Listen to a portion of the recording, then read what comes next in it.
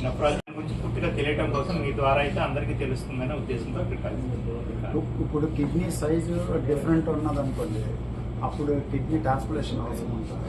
అంటే ఒక సైజ్ చిన్నగా ఇంకో సైజ్ పెద్దగా అంటున్నారా? ఒక మనిషి బతకడానికి ఒక కిడ్నీ సరిపోతుంది. సో ఒక సైజ్ కింద చిన్నగా ఉంది అంటే అది పుట్టుకతో చిన్నగా ఉండొచ్చు, లేదా పదే పదే ఇన్ఫెక్షన్స్ రావడం వలన చిన్నగా ఉండొచ్చు, లేకపోతే దానికి రక్త సరఫరా సరిగ్గా అవ్వకపోవడం వలన చిన్నగా ఉండొచ్చు. కానీ ఆ ఇంకొక కిడ్నీ బాగా పనిచేసేంత వరకు ఒక సైజ్ కిడ్నీ చిన్నగా అయినా దానికి ఇమీడియట్ గా మనం ట్రాన్స్ప్లాంటేషన్ చేయాల్సిన అవసరం లేదు. 2 కిడ్నీలు ఫెయిల్ అయినప్పుడే కిడ్నీ ట్రాన్స్ప్లాంటేషన్ అనేది ట్రీట్మెంట్ లోకి వస్తుంది. తెలుసుకుందాం డాక్టర్ గారు.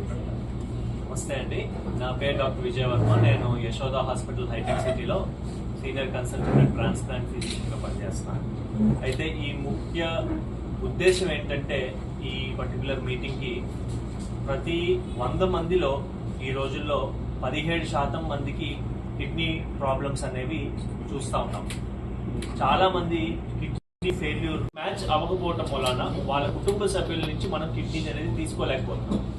మనకి లా ప్రకారంగా కుటుంబ సభ్యుల్లోనే కిడ్నీ అనేది తీసుకోవడానికి వీలవుతుంది. అంటే తల్లిదండ్రుల నుంచి కానీ, అక్క చెల్లెళ్ళు, అన్నదమ్ములు, భార్య, భర్త, పిల్లలు, వీళ్ళ దగ్గర నుంచే కిడ్నీ అనేది తీసుకోవచ్చు. బ్లడ్ గ్రూప్ మ్యాచ్ అవ్వకపోవడం అనేది దీనికి ఒక అడ్డుగా కొంతమంది ఫ్యామిలీస్ కి మారింది. మనం సుమారుగా క్రితం 4 సంవత్సరాల్లో 383 ట్రాన్స్ప్లాంట్లు చేస్తున్నాం యశోద హైటెక్ సిటీలో. వాటిలలో 48 ట్రాన్స్ప్లాంట్లు బ్లడ్ గ్రూప్ మ్యాచ్ కాని ట్రాన్స్ప్లాంట్. నేచర్ ప్రకారంగా ఓ బ్లడ్ గ్రూప్ అనే వాళ్ళు ఎవరికైనా కిడ్నీ ఇవ్వచ్చు, ఏబి బ్లడ్ గ్రూప్ అనే వాళ్ళు ఎవరి దగ్గర నుంచైనా కిడ్నీ తీసుకోవచ్చు. అలా కాకుండా ఏ లేదా బి బ్లడ్ గ్రూప్ ఉన్న వాళ్ళు ఆ పర్టికులర్ బ్లడ్ గ్రూప్ నుంచి లేదా ఓ బ్లడ్ గ్రూప్ నుంచి తీసుకోవచ్చు. దీనికి టోటలీ భిన్నంగా మనం ఏ నుంచి బికి బ్లడ్ గ్రూప్ ట్రాన్స్ప్లాంటేషన్ కానీ, బి నుంచి ఏకి కానీ, లేదా ఏబి నుంచి ఓకి కానీ కిడ్నీ ట్రాన్స్ప్లాంటేషన్స్ అనేవి సక్సెస్ఫుల్ గా చేయడం జరిగింది. నార్మల్ ట్రాన్స్ప్లాంట్ కన్నా ఒక 3 లక్షల ఖర్చు ఎక్కువ ఉన్నప్పటికీ కూడా రిజల్ట్స్ మనకి regular blood transplantation, blood group match అయిన ట్రాన్స్ప్లాంట్స్ తో కంపారిటివ్ గా ఉన్నాయి. చాలా మంచి రిజల్ట్స్ అనేవి మనం చూస్తా ఉన్నాం.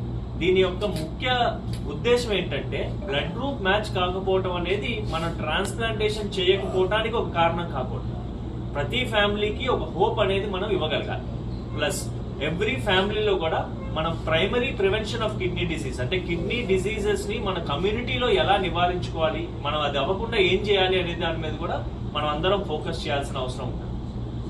ప్రతి వారు కూడా సంవత్సరానికి ఒకసారి ఒక ultrasound scanning, serum creatinine, urine test, ఈ 3 పరీక్షలు అనేది మనం చేసుకుంటే కిడ్నీ ప్రాబ్లం ఉందా లేదా అనేది క్లారిటీగా మనకి తెలుస్తుంది అనమాట. సో ఇది మన పబ్లిక్ అందరికీ అవేర్నెస్ తెలియజేయడం కోసం ఏబిఓ ఇన్కంపాటిబుల్ ట్రాన్స్ప్లాంట్స్ అనేవి ఒక గుడ్ వే ఆఫ్ ట్రీట్మెంట్ అనేది తెలియపరచడానికి ముఖ్య ఉద్దేశం. Thank you.